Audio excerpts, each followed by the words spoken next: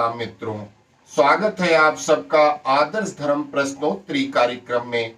आज का प्रश्न लिया है श्रीमान लखन प्रजापति का और उनका प्रश्न है कि गुरुजी ओम नमो भगवते वासुदेवाय तो विष्णु जी का मंत्र है, फिर राम जी कैसे सिद्ध हुए। तो मित्र, आपका प्रश्न अति उत्तम है, बस आपको थोड़ा समझने की जरूरत है।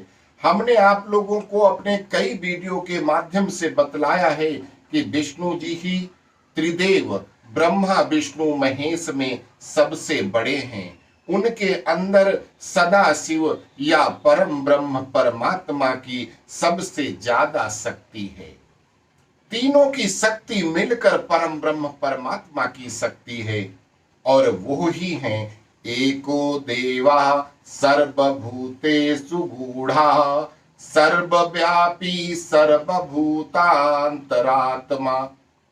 ये परमात्मा के लिए बोला जाता है कि वो एक ही देवता हैं जो सभी संसार में व्याप्त हैं, कण कण में व्याप्त हैं, सभी भूतों में रहने वाली आत्मा वो परमात्मा ही है। और यही मतलब विष्णु नाम का है, अर्थात विष्णु वो जो सभी में व्याप्त हैं। वही प्रभु शिव भी हैं और वही प्रभु ब्रह्मा भी हैं, वही सभी देवता हैं, सभी दानव यक्ष किन्नर गंधर्व दैत्य मनुष्य सब कुछ वही हैं। और उनका ही नाम राम है, उनका ही नाम हरि है और उनके ही सहस्त्र नाम है। स्कंद पुराण के ब्रह्म खंड के चातुर्मास महात्म में वर्णन करते हुए भगवान शिव ने राम नाम की महिमा का वर्णन किया है और ये सभी के लिए उपयोगी है। इस वीडियो को सभी लोग ध्यान पूर्वक सुने, क्योंकि भगवान शिव ने जो ये रहस्य बताया है ये बहुत कम लोगों को पता है। भगवान शिव ने बताया कि हे उमा, ओंकार सहित जो 12 अक्षर बीज मंत्र है।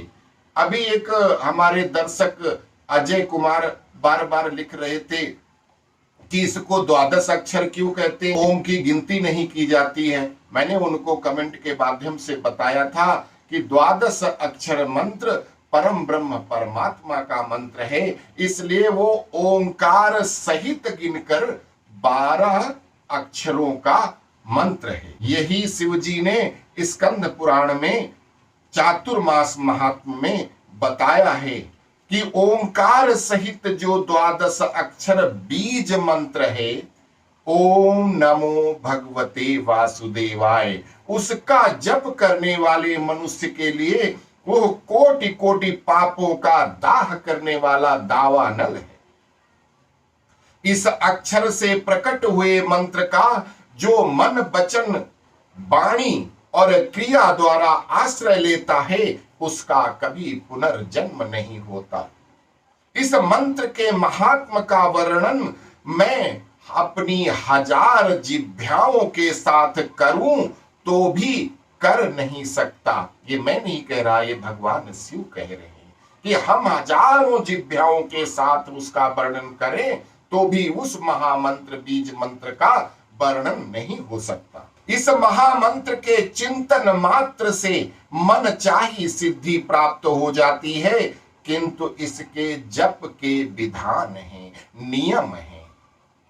इसका जप करने वाले को काम क्रोध मोह लोभ अहंकार सब कुछ त्याग करके ही वो इस मंत्र का जाप कर सकता है। अर्थात यह बीज मंत्र गृहस्थ जीवन में रहते हुए आप सिद्ध नहीं कर सकते।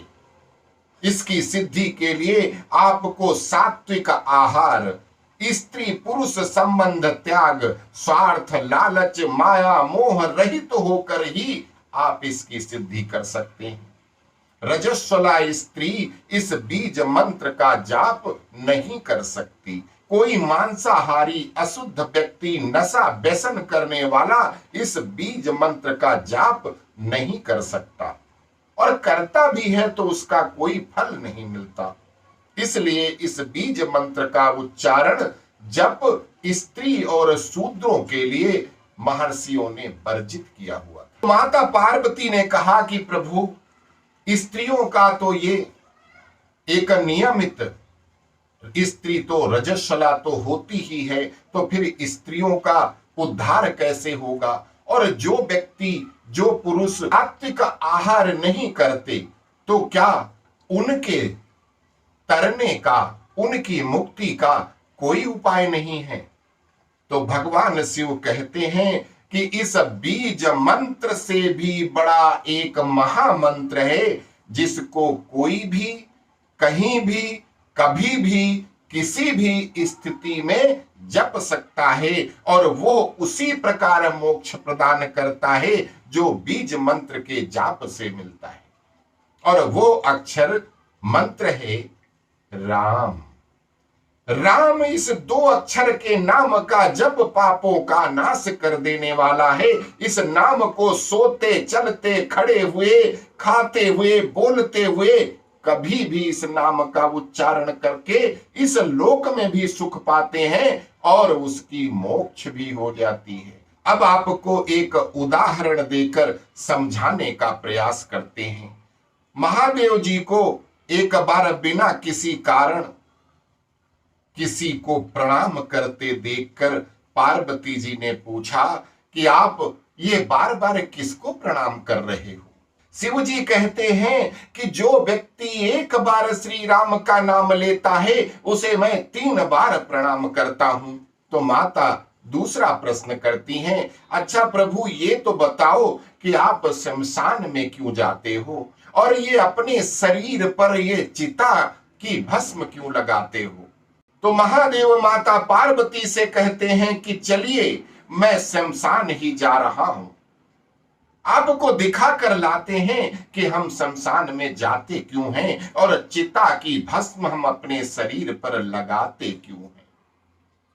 उस समय शिव जी पार्वती जी को लेकर शमशान भूमि में ले गए और वहां पर एक शव अंतिम संस्कार के लिए लाया जा रहा था। शव को लेकर जो लोग आए थे उसके साथ में वो लोग राम नाम सत्य है, राम नाम सत्य है, राम बोलो मुक्त है, यह शब्द बोलते हुए लेके आ रहे थे। बोलते हुए शव को लेके चले आ रहे थे तो शिव जी ने कहा कि देखो पार्वती, इस शमशान की ओर जब लोग आते हैं तो राम नाम का स्मरण करते हुए आते हैं और इस शव के निमित्त से कई लोगों के मुख से कण कण में रमण करने वाले मेरे प्रभु, मेरे आराध्य, मेरे अति प्रिय दिव्य नाम राम का नाम निकलता है। उसी को सुनने मैं शमशान में आता हूं और इतने लोगों के मुंह से राम नाम का जप करवाने वाला वो निमित्त बना वो शव, उसको मैं प्रणाम करता हूं, उसका सम्मान करता हूं और अग्नि में जलने के बाद उस शव की भस्म को इसीलिए अपने शरीर पर मलता हूं कि उसके वो निमित्त बना था हमें इतनी बार राम नाम सुनवाने के लिए। तो राम नाम बुलवाने वाले के प्रति मुझे इतना प्रेम है पार्वती कि मैं उसके लिए कुछ भी कर सकता हूं। जो भी मनुष्य श्री राम का नाम लेता है, जाप करता है, वो मेरे लिए परम आदरणीय बन जाता है। माता को बात समझ में आ गई। तो एक बार की बात है, माता पार्वती अपने मायके गईं। कारण था कि उनके पिता की एक बहुत पुरानी कोई मनोकामना थी, वो पूर्ण हो गई थी।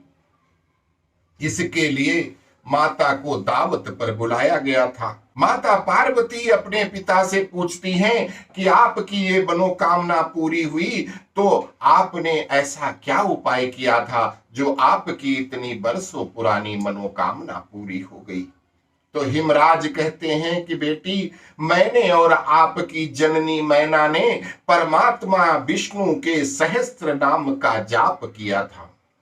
मैया पार्वती वहां से तो वापस आई और अपनी मनोकामना पूर्ति हेतु परमात्मा विष्णु के सहस्त्र नाम का जाप करना शुरू कर दिया। विष्णु सहस्त्र नाम के जप के विधान हैं, और जब तक आप पूरे 1000 नाम का जाप पूरा नहीं कर लेते हैं तब तक न उठते हैं और न बोलते हैं।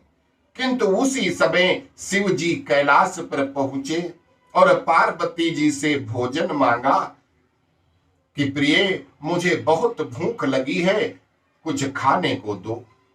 अब माता तो बैठी थी जाप करने में, विष्णु सहस्त्र नाम जाप कर रही थी, उनका पाठ कर रही थी। तो पार्वती जी ने इशारे से कहा कि अभी पाठ पूरा नहीं हुआ है, कृपया थोड़ी देर प्रतीक्षा कर लीजिए। शिव जी ने कहा कि इसमें तो बहुत समय और श्रम लगता है। संत लोग जिस तरह से सहस्त्र नाम को छोटा कर लेते हैं और नित्य जपते हैं, वैसा उपाय क्यों नहीं कर लेती। पार्वती जी ने सोचा कि ये मैं अगर आज खंडित भी हो गया तो मैं कल कर लूंगी, लेकिन अगर कोई उपाय ऐसा मिल रहा है तो मैं प्रभु से पूछ लेती हूं। तो पार्वती जी ने सोचा कि वाह, ऐसा कोई उपाय है कि छोटा हो जाए, इतना लंबा समय क्यों गुजारा जाए। और बोल पड़ती हैं, पूछती हैं प्रभु से, शिव जी से कि क्या उपाय है। माता पार्वती कहती हैं कि केनोपायेन लघुना विष्णोर नाम सहस्त्रक्रम पठयते पंडितैरनित्यम श्रोतुम इच्छाम्यहम प्रभु।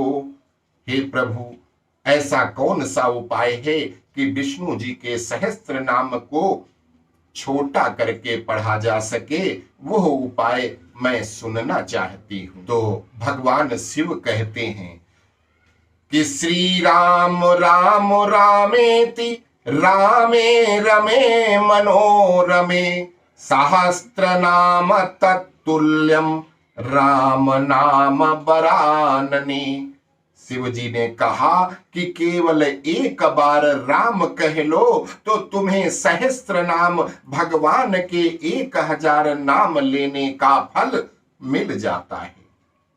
एक राम नाम 1000 दिव्य नामों के समान है। आगे कहते हैं, आपदापहर्तारम दातारम सर्व संपदाम लोकाभिरामम श्री रामम भूयो भूयो नमाम्यहम्। अर्थात यह राम नाम ही सभी आपदाओं को हरने वाला है, सभी संपदाओं को देने वाला है, सारे संसार को विश्राम और शांति प्रदान करने वाला एकमात्र यही राम नाम है। इसीलिए मैं इसे बार बार प्रणाम करता हूं। भर्जनम भव बीजानाम अर्जनम सुख संपदाम और तर्जनम यम दूतानाम राम रामेति गर्जनम। भव सागर के सभी समस्याओं और दुखों के बीजों को भूंज के रख देने वाला, समूल नष्ट कर देने वाला, सुख संपत्तियों को अर्जित करने वाला, यम दूतों को खदेड़ कर भगाने वाला केवल राम नाम का गर्जन जप है। प्रयास पूर्वक स्वयं भी हम सबको राम नाम जपते रहना चाहिए और दूसरों को भी प्रेरित करके राम नाम उच्चारण करवाना चाहिए। इससे अपना और दूसरों का तुरंत कल्याण हो जाता है।